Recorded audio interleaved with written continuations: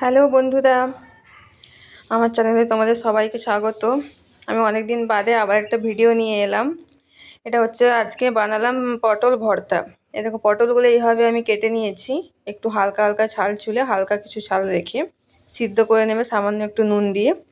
এ দেখো, যখন দেখবে পটলটা সেদ্ধ হয়ে গেছে এভাবে জল ঝরিয়ে রেখেছি আমি। এবার একটা পেস্ট বানিয়ে নেবো এই পটলটা যেটা সিদ্ধ হওয়া করেছি, তার সাথে একটু কাঁচা লঙ্কা দেবো আর একটু রসুন, এগুলো একসাথে আমি পেস্ট করে নেব। ভালো করে মিহি পেস্টটা বানিয়ে নেবে, জলটা একটু যতটা কম দিতে পারো ততই ভালো।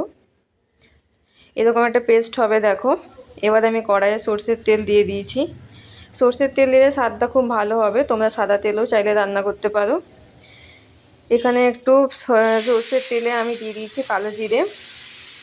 কালো জিরে ফোড়ন দেওয়ার পরে সামান্য একটু পেঁয়াজ দিয়েছি, পেঁয়াজটা ভালো করে লাল লাল করে ভেজে নিতে হবে। একটু লাল লাল করে ভাজা হয়ে গেলে এবার এখানে একটু হলুদ গুঁড়ো দিয়ে দেবে। হলুদ গুঁড়োটা দেওয়ার পরেই ওই যে পেস্টটা বানিয়ে রেখেছিলাম সেই পেস্টটা ভালো করে দিয়ে দিও।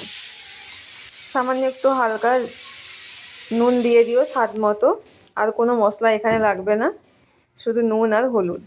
এভাবে ভালো করে এই দেখো, এটাকে কম আঁচে একদম লো ফ্লেমে বানাতে হবে। আস্তে আস্তে এভাবে নাড়াচাড়া করতে হবে, ঢাকা দিয়ে এভাবে কভার করে তোমাকে এটা বানাতে হবে। এরকমভাবে যখন দেখবে জলটা পুরো একদম ছেড়ে গেছে আর কালারটাও দেখো পুরো চেঞ্জ হয়ে গেছে, একদম একদম পুরো শুকনো শুকনো হয়ে গেছে, ওপর থেকে আমি একটা কাঁচা লঙ্কা চিড়ে দিয়েছি।